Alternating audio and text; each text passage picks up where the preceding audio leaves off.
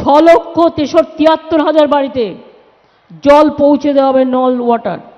তার মধ্যে 2,78,000 বাড়িতে ইতিমধ্যেই পৌঁছে গেছে। এই প্রোগ্রামটায় 75 ভাগ আমরা খরচ করি, আর আমাদের টাকা থেকে যেটা জিএসটি তুলে নিয়ে যাওয়া হয় তার থেকে মাত্র 25% খরচ করে বলছে করলোকে আমরা আবার কে না বন্ধু না।